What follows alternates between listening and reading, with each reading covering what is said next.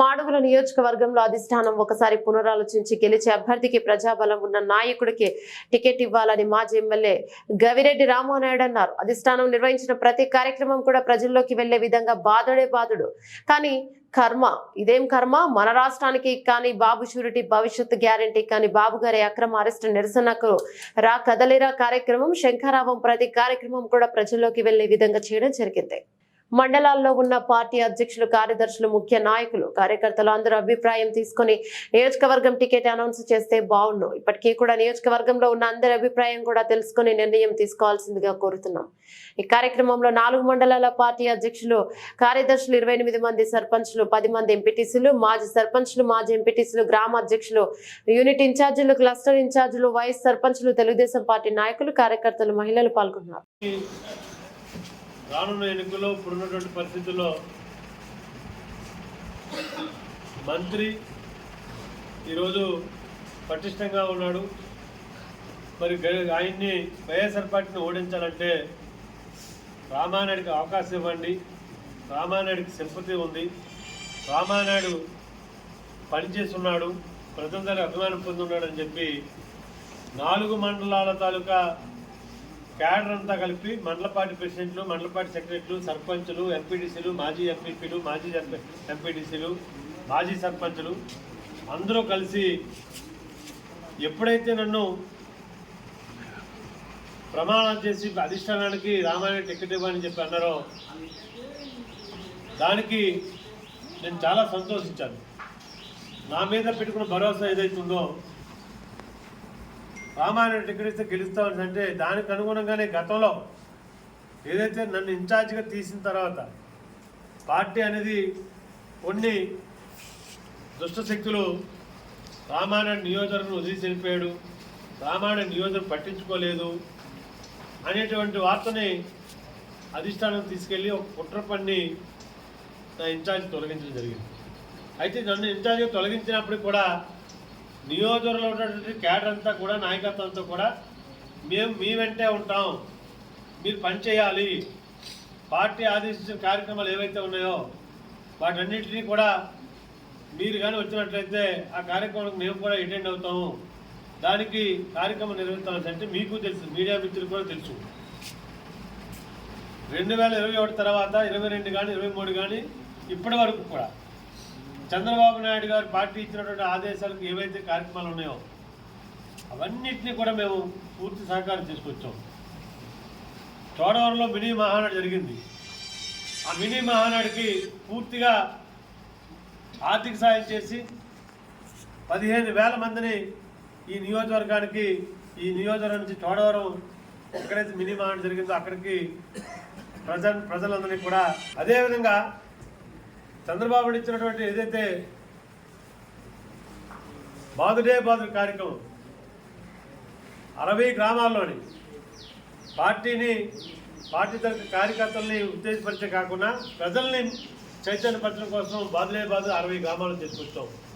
ఇక్కడే పక్కన ఉన్నటువంటి చీడికాడ మండల పార్టీ ప్రెసిడెంట్ గారి సహకారంతో, అలాగే దేవరాపల్లి మండల పార్టీ సహకారంతో, అలాగే మాడుగుల మండలం తన సహకారంతో, సర్పంచులు వచ్చారు, ఎంపీటీసీలు వచ్చారు. ఇక్కడికి అందరి సహకారంతో కార్యక్రమాలు బ్రహ్మాండంగా జయప్రదం చేసుకుంటాం.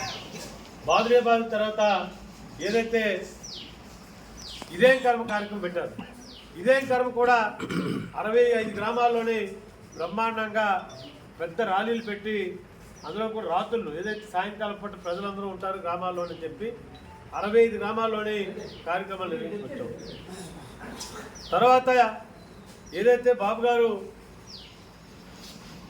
రాజమండ్రిలోని ఏదైతే మనకి మేనిఫెస్టో విడుదల చేశారో బాబు షూరిటీ భవిష్యత్తు గ్యారెంటీ అనేది ఒక పాదయాత్ర పెట్టుకొని ఈ నియోజకవర్గంలో పాదయాత్ర ద్వారా వెళ్ళి ప్రజలు చైతన్యపరచాలని చెప్పి మాడుగుల మండలం, చీడికాడ మండలం, దేవరాపల్లి మండలం బ్రహ్మాండంగా ఆ యొక్క పాదయాత్ర చేసి ప్రజల దగ్గరికి వెళ్ళి ఆ యొక్క చంద్రబాబు ముఖ్యమంత్రి కావాలా, మాడుగుల నియోజకవర్గంలోనే తెలుగుదేశం పార్టీ కలవాలని చెప్పి అనేక రకాలుగా కార్యక్రమాలు తీసుకొచ్చాం.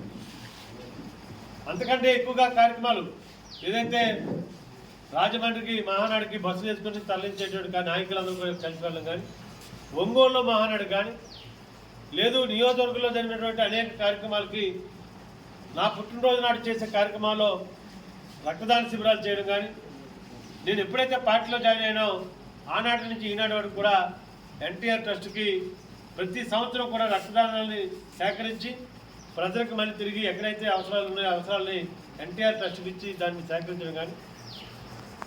ఎందుకు ఈ కార్యక్రమం చేసుకొచ్చామని అంటే కార్యకర్తల కోసం, నాయకుల కోసం.